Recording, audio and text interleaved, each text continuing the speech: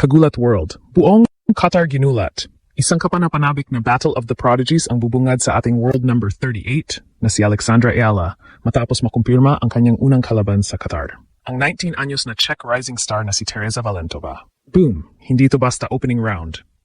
Ito ay bakbakan ng dalawang dating junior Grand Slam champions na handa ng magrevolusyon sa WTA Pro Circuit. Sa gitna ng mainit na disyerto, ang Pinoy fire ni Alex ay susubukin ng Czech precision ni Valentova. Buong tennis world napatulala. Handa na ba ang Qatar para sa isang prodigy showdown?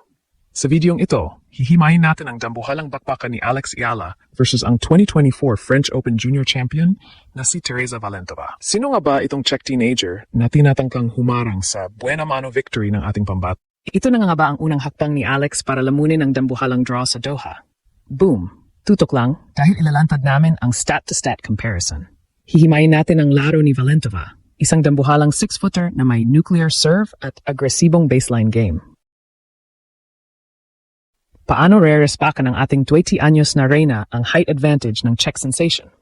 Bakit sinasabi ng mga analysts na ang top 40 experience ni Alex ang magiging ultimate deciding factor sa laban na ito? Huwag kayong alis, dahil sa dulo ng videong ito, ibibigay namin ang aming fearless forecast. Bakit namin nasabing ang lefty angles at malure grind ni Alex ang magpapabagsak sa Ice Queen ng Czech Republic? Selyado na ang suporta ng libu-libong OFW sa Qatar na handa nang yanigin ang stadium sa bawat palo ni Alex. Mula sa kanyang career high ranking tungo sa makasaysayang debut na ito sa Qatar as a seeded threat, muling pinatunayan ng ating pambato na ang pusong Pinoy ay hindi takot sa kahit sinong rising star. Handa ka na bang saksihan ang unang upset sa Doha? Huwag kukurap dahil ang revolusyon ni Alex Ayala ay lalong nag-aapoy. Siguraduhin na nakasubscribe ka na para sa ating Ayala vs Valentova live updates. Ito ang ginulat ang mundo kung saan ang bawat tagumpay ng Pinoy ay gulat ng buong mundo. Buong Asia na gulantang. Sa pagbubukas ng 2026 Qatar Total Energies Open, isang pangalan ang agad na humarang sa landas ng ating Pinoy superstar, ang Czech teen phenom na si Teresa Valentova. Hihimayin natin ang tale of the tape sa pagitan ng dalawang junior titans na ito. Si Alex Ayala, ang ating 20 anyos na reyna, ay pumasok sa tournament na bitbit ang world number 38 ranking at ang prestihiyosong US Open Junior Title 2022. Sa kabilang banda, ang 19 anyos na si Valentova ay ang reigning 2024 French Open Junior Champion at mabilis na umaakyat sa rankings dahil sa kanyang raw power. Boom! Ito ay hindi lang basta laro.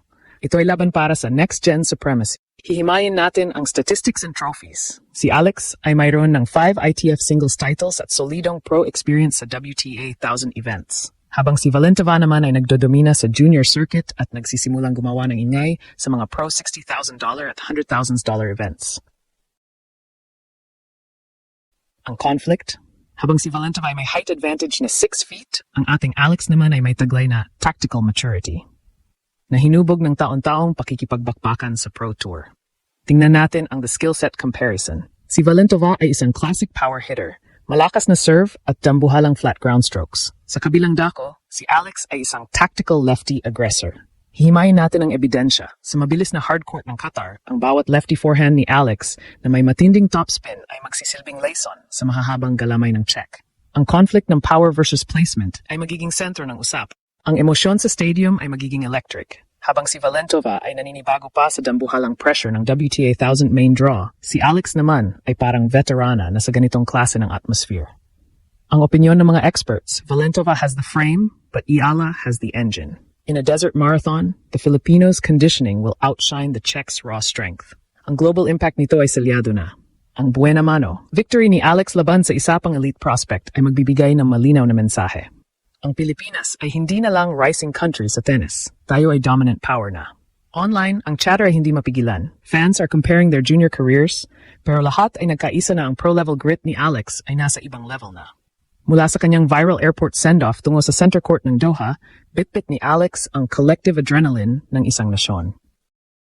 Ang Pinoy pride ay handa nang mag-detonate sa unang round pa lang, at ang buong mundo ay nakasubaybay kung paano lalamunin ng ating reyna ang Czech sensation. Habang papalapit ang buena mano match, isa lang ang malinaw. Si Valentova ay may potensyal, pero si Alex Ayala ay may karanasan na hindi nabibili ng kahit anong junior title. Handa ka na bang makita ang unang W ng ating pambato? Sa dambuhalang buena mano match na ito sa Doha, ang laban ni na Alexandra Ayala at Teresa Valentova ay isang klasikong pagtatapat ng speed versus size. Hihimayin natin ang tactical reality. Si Valentova, bilang isang 6-footer, ay may dambuhalang abilidad na tapusin ang puntos sa loob lang ng 3 palo gamit ang kanyang nuclear serve. Pero hihimayin natin ang ebidensya ng kanyang kahinaan, ang lateral mobility. Ang mga players na may ganitong katangkad ay madalas na nag-struggle kapag pinatakbo ng magkabilaan. Dito papasok ang ELA angle attack. Sa ating pagsusuri, hindi dapat makipagsabayan si Alex sa lakas ng palo. Sa halip, gagamitin niya ang kanyang lefty cross-court forehand. Para ilahin si Valentova palabas ng court.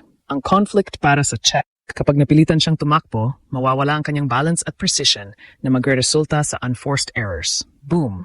Dito na tayo sa ating fearless forecast. Bakit safe bet ang panalo ni Alex? Hihimayin natin ang 3 kill switch factors na magpapanalo sa ating pambato.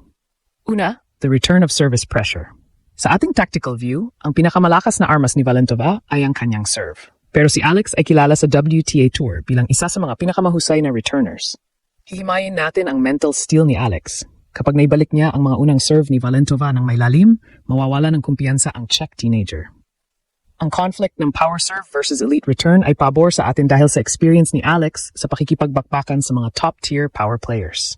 Dalawa, the conditioning gap. Himayin natin ang desert heat endurance. Si Alex ay hasa sa init ng Mallorca at kakatapos lang ng firestorm run sa Abu Dhabi. Si Valentova naman ay bago pa lang nagta-transition mula sa junior circuit patungong Pro 1000 level. Ang emosyon sa stadium na puno ng hiyawan ng mga OFWs ay magsisilbing oxygen para kay Alex habang ito naman ay magiging suffocating pressure para sa kanyang batang kalaban. Sinasabi ng mga analysts, in a 3-set battle, Iala's lungs and legs will never betray her. Pangatlo, the lefty spin factor. Bilang isang right-handed power hitter, si Valentova ay hindi sanay sa incoming spin ng isang kaliwete.